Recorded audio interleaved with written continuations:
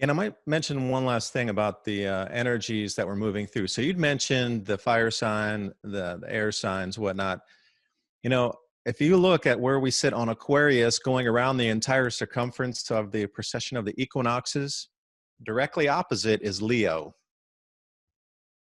Directly opposite is Leo. And we all know about Leo and the Sphinx and this facing. We are directly opposite Leo. And remember, if you're going along the galactic cross and the cataclysm cycles there, I can't just believe that we crossed exactly 180 degrees off of Leo and the other side at the same time with all these other changes going on. And with Leo being such a focal point of all what we know is quote unquote archaeology from Göbekli Tepe down to the Sphinx. And there's many other different finds that have been found, but they're not too, let's say, they're not able to explain the underwater cities in the Baltic Sea and off of Israel.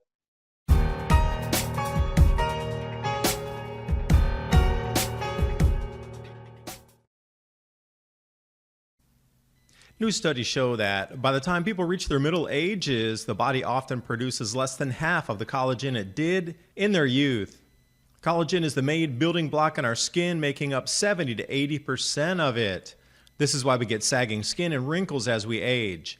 If you want to look younger, you must supplement collagen, which will improve your skin's elasticity, make it smoother, more plump, and more youthful looking. That's why Ageless Multi-Collagen provides 5 key types of collagen you need from 4 different sources, essential to optimally support an array of full-body benefits. No odor, no taste, no clumping, unlike other collagen supplements. And this is why I recommend Health with Adapt 2030. Ageless Multi-Collagen, and look at that, I need another bag already. Quick way for youthful appearance. Use the link in the description box below for 51% off my favorite Ageless Multi-Collagen. And now on with the video. So many things are going on. I feel there's this huge rift happening right now. Rome has fallen. I mean, we are absolutely at the end of the days of Rome in our culture here. If you can't see it, I'm sorry you didn't read enough about history. And the thing that's the old Roman energies are trying to drag us down and keep us from moving forward in the new light, if you will. So when these ancient cultures talk about this duality and this battle between light and dark happening right now at this pinpoint of our lives and our society and our civilization, this point right this second, it absolutely makes sense of what they'd seen or what they'd, prophesized out or forecasted, whatever you like to call it, that they had pinpointed. Because if you knew the cycles of energy changing, of course, every time you came to this bottleneck, you would know there would be another societal tension going on. And if I knew it, and if that would happen again, you wouldn't have to be a soothsayer. It's just science and mathematics, planetary alignments. So we've got the cosmic clock. We go from the age of Aries, right, Pisces, which is a fire sign, to the age of Pisces, which is a water sign. And then from the age of Pisces to the age of Aquarius, which is an air sign. And think about this. There is a person that is releasing knowledge freely through these jars, right? Like these, releasing this wisdom in the water. And you can call it the ethereal, the Akashic records, knowledge, but it's supposed to be given freely to everybody. And it's like this liberation, and it's combined with the air sign. And so now we've got a reality where there's this power structure that has had power for thousands of years. It does not want to allow this transition to take place. It might have even stopped several transitions previously from taking place and manifesting. So they're really good at what they do. I mean, they are the masters of war, folks. They are the masters of deceit. However, it's gotten to a point in the media, in my humble opinion, when these scripts are played, I've either gotten to the point to where I'm just that awesome at seeing it, or they're just not really that creative anymore, and they keep playing the same script over and over and over again. And anybody could see it if they weren't stuck in the system. And I might mention one last thing about the energies that we're moving through. So you'd mentioned the fire sign, the air signs, whatnot. If you look at where we sit on Aquarius going around the entire circumference of the precession of the equinoxes, Directly opposite is Leo. Directly opposite is Leo. And we all know about Leo and the Sphinx and this facing. We are directly opposite Leo. And remember, if you're going along the galactic cross and the cataclysm cycles there, I can't just believe that we crossed exactly 180 degrees off of Leo and the other side at the same time with all these other changes going on. And with Leo being such a focal point of all what we know is quote unquote archaeology from Göbekli Tepe down to the Sphinx. And there's many other different finds that have been found, but they're not too, let's say, they're not able to explain the underwater cities in the Baltic Sea and off of Israel. That you don't hear about too much, but it's the same time frame. So how did sea levels get 40 feet higher than they were back then and remain at that level as we are now that we know sea level? That was only, it was coming out of the last ice age and everything. But then after things had plateaued, after the Younger Dryas era, society reset itself, and there are vast cities underwater and not that deep either. You're talking between 40 and 80 feet of water everywhere across the planet's coastlines. But that's something nobody wants to talk about. Terrestrial only. Don't get yourself in trouble by talking to underwater ruins, because nobody can explain it. In the Chalcolithic era, especially around the Baltic Sea, nobody wants to talk about that, how they have machine tooled everything at that point, and we're 6,500 years into the past, and they have things that are just as machine tooled with fine drillings, and it looks like machine etching and some sort of, like, use a Dremel moto tool kind of etchings behind. But you can't talk about that. How did that occur?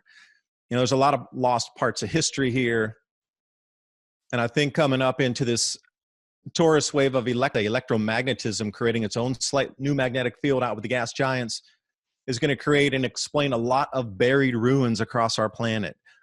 We're starting to see the landslides already start. We're seeing the land subsidence. We're seeing the earth cracks, the fissures. We're seeing it right now today. It's not like it's going to happen. It's already in play.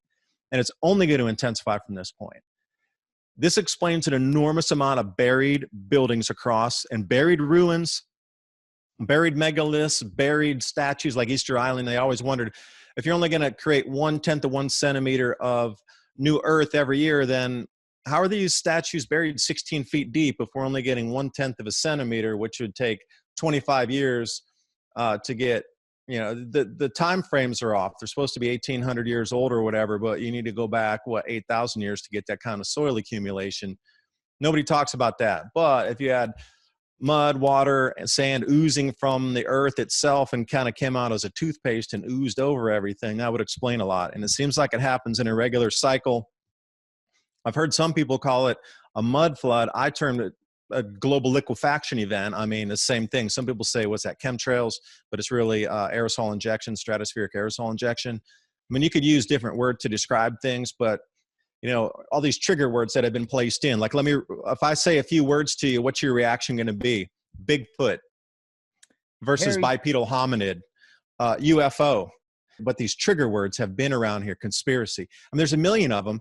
And as soon as you hear it, you've been taught through the media to just turn off that fast. Don't even listen as soon as you hear those words. So if you're going to reference any of these, say, earth cracks and earth oozings and mud emanating from the earth and burying structures, I would absolutely say global liquefaction event versus mud flood. But we're back at it again. I really, really believe this is why we're seeing so many buried things across the planet. It's a cycle, and it's provable through science now what's about to happen. And all the theories of how everything got buried in a consistent layer of clay across the planet. I understand the Great Flood. That's everywhere. It's in all legends and all stories across the planet.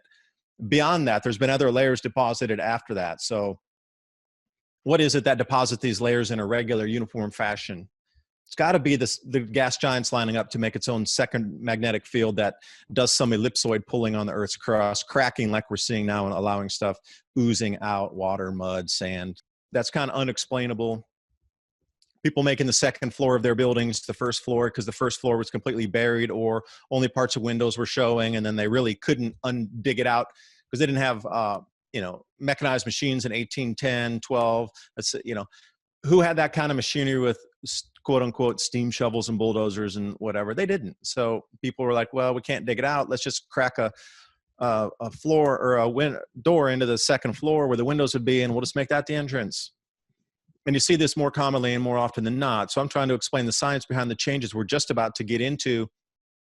And then maybe that will make you understand why all these rapid transition of humanity needs to occur right now.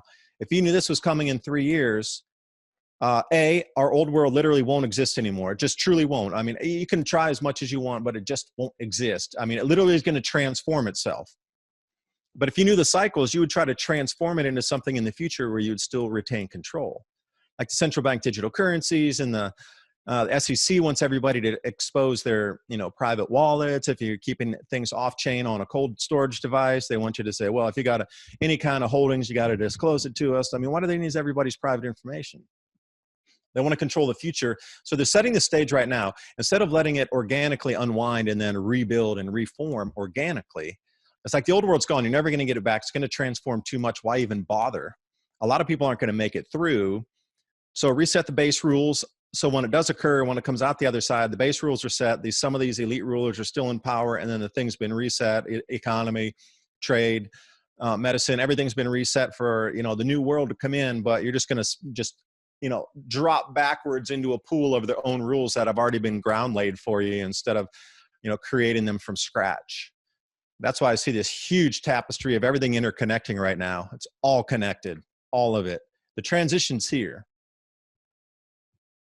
It seems as if you brought up, you think that there's going to be this transfer of the wealthy class and, financially, because there's a lot of people right now that are getting into cryptos. You think there's going to be this transition. And you also said something that I thought was really cool too. You said, hey, look, here's a silver bar. What do you think maybe in a few years, a silver bar like this could buy a piece of land? And I'm like, yeah, what if? What happened in Germany? They had buckets of cash to buy loaves of bread. And, not a lot of people talk about the Austrian hyperinflation after World War I. Any fans of history out there will know what I'm talking about. So Austria after World War I hit the hyperinflation event, but all the other periphery countries did not. So people from Germany and people from Spain and people from England were coming in, and all the hotels were booked out. I mean, solid. You couldn't find, they were very much like today. They were renting out rooms in houses because the amount of money they could get would pay off their house for like one night's stay of just a regular tenant coming in. Well, the reason there were so many people there is the gold was still worth, $20 and a $20 gold piece. But when you brought it into Austria, it turned into like a $2 million gold piece. So people were coming in and buying everything that wasn't nailed down. Art, antiques, furniture, entire apartment blocks. The one story was a full apartment block of 6-floored buildings went for 20 gold pieces. And this is the way it was in Austria after World War I. So some of the largest land holdings are foreigners because they come in and it's intergenerational wealth where they would come in and literally buy, a 200-acre farm. Because you got to realize Europe's smaller than America. We're not going to be buying a 10,000-acre farm out there. But at that point, things were between 20 and 200 acres was the average farm size for farm. And they were buying it. And the largest landholders became non-Austrians at the time. But that was the most fascinating story of the World War I. Nobody talks about Austria. Everybody knows Weimar Republic and Germany and whatnot, Zimbabwe. What's that newest one down there? Venezuela. But take a look at what one piece of gold could have bought. So I'm of the same volition here, either whether it be a Bitcoin or an Ethereum, which is poised to go to 9,000, just role play, not investment advice. If you look at it, you're looking at like $9,000 Ethereum and even higher as it moves through. Some, full end estimates are like $83,000 Ethereum.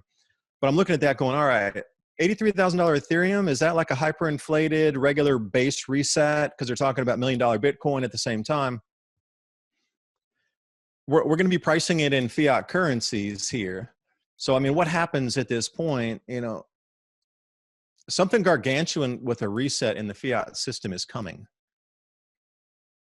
Are you prepared for that? I mean, we're not trying to sell anything here, but do you have any of the alternative money we're moving to? Do you understand what blockchain is?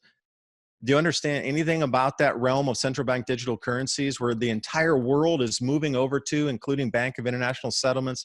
All the central banks are starting their own. where you're going to be getting paid. Your stimulus checks are going to be deposited into your digital wallets. This is where it's moving to.